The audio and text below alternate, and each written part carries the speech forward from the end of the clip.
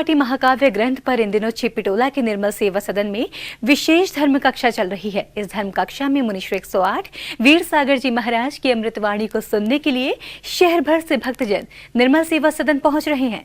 संयम के मार्ग पर चलकर ही भक्त पुरुषार्थ के रास्ते पर चल सकता है, ये कहना है मुनीश्वर वीर सागर जी महाराज का। मुनीश्वर वीर सागर जी महाराज की इन दिनों निर्मल सदन सभागार में संत शिरोमणि आचार्य श्री 108 विद्यासागर जी महाराज द्वारा रचित महाकाव्य मूक माटी की विशेष धर्म कक्षा चल रही है।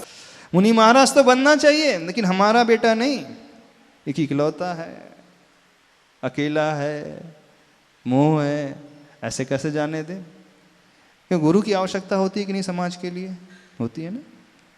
मुनियों की आवश्यकता होती कि नहीं? गुरु के आने से, मुनियों के सानिध्य को पाने से समाज का उत्थान हो जाता है, जीव का उत्थान हो जाता है।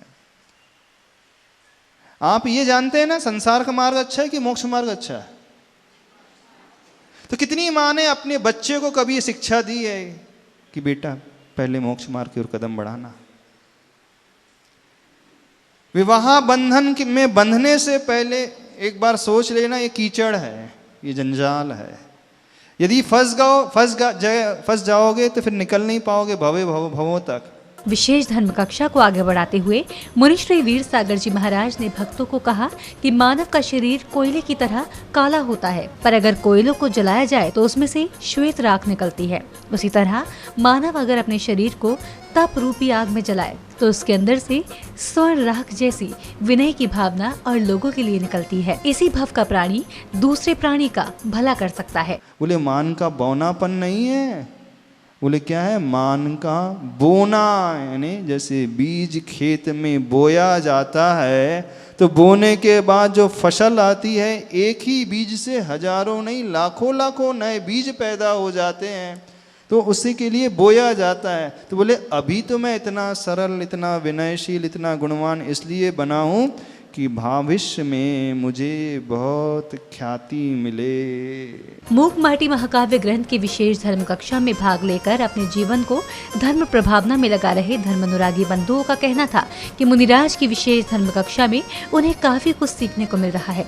ये धर्म कक्षा उनके जीवन में परिवर्तन ला रही है। आज के आनंद का जो अनुभव है उसका मैं बखान नहीं कर सकती हूँ कि जो फीलिंग्स हमें यहाँ पर आकर आई वो बहुत ही अलग थी। और जो आज महाराज श्री ने मूक माटी के ऊपर अपने प्रवचन दिए, उससे बहुत कुछ सीखने को हमें मिला। और निश्चित रूप से बहुत कम कर रहे हैं हम लोग, लेकिन भाव तो बहुत अच्छे जागे हैं कि इन पर्यूषण में और आगे तक कुछ व्रत नियमों के साथ अपने आप को हीरा भी बनाने की कोशिश करेंगे और निश्चित रूप से जो राख है उससे हम लोग खरा बनने की कोशिश भी करेंगे। हाँ, आज जो महाराज जी ने जो प्रवचन दिए हैं उससे बहुत ज़्यादा प्रभावित हुए हम लोग, जो कि हम लोग संयम के अंदर वाकई बहुत पिछड़े हुए हैं।